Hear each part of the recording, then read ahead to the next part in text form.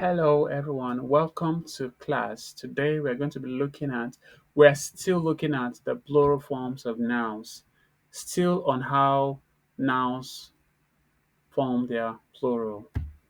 Now, number four, nouns ending in us, is, and on. These nouns are usually found in words that have Latin or Greek origin. Now, there are different ways these nouns form their plural. The first one is that the US changes to I, so that cactus becomes cacti, fungus becomes fungi, syllabus becomes syllabi.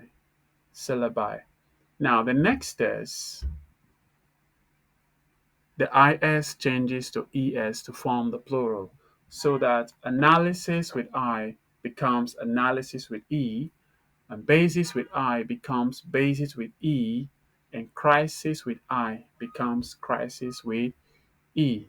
Next is that the ON changes to A so that phenomenon becomes phenomena and criterion becomes criteria. Now, next is the irregular plural nouns. These ones change completely. They don't have any particular pattern. They change however they choose. So that man becomes man, woman becomes women, children becomes child becomes children, foot becomes feet, tooth becomes teeth, goose becomes geese, mouse becomes mice, person becomes people. Next is nouns that remain the same, whether in the singular or plural form, they do not change.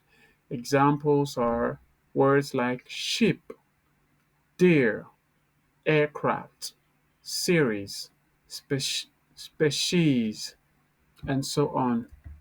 Next are nouns that exist only in their plural form, they have no singular form. So, examples are words like trousers, scissors, glasses, the one we wear on our eyes, and jeans, and so on. Next, still on that, these nouns only have their plural forms, they have no singular, and mostly abstract nouns. Thanks, riches, outskirts, premises, and so on. These nouns always stay in their plural form, they have no singular. Next is collective nouns. The collective nouns refers to a group as one unit. So it's a group, but it's seen as a unit. But these nouns only form their plural depending on the meaning, depending on what is used, the context is being used. But naturally, they stay in their singular form. Example, team, family, audience, committee. Next is compound nouns. So for these words, you just add s to the main noun. Example, we have mother-in-law becomes mothers-in-law. Passerby becomes passers-by. Commander-in-chief becomes commanders-in-chief. Next is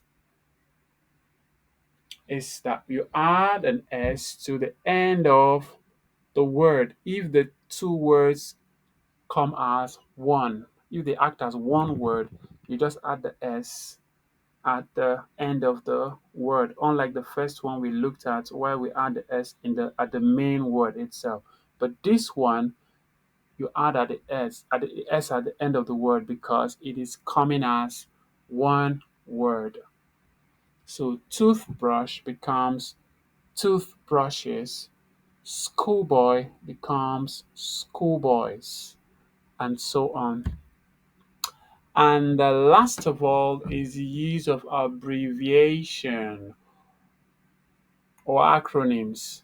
So all you do for these, you just add an S to them. CD becomes CDs, MBA become MBAs, ATM becomes ATMs, and so on and so forth. So, this brings us to the end of today's class. I hope you've learned something new today. Yes, this particular one is a special one because we talked about special forms of plural nouns. And just in case there are parts of this explanation you found difficult or you don't understand, please feel free, drop your answers, drop your questions, whatever it is, and I'll be glad to respond to them as soon as possible. Thank you all for attending today's class, and remember to invite your friends to join our next class. And for those of you who joined our class today, we're pleased to have you. And just in case you're not subscribed to this channel, please do click on the subscribe button and join us. See you all in our next class. Bye.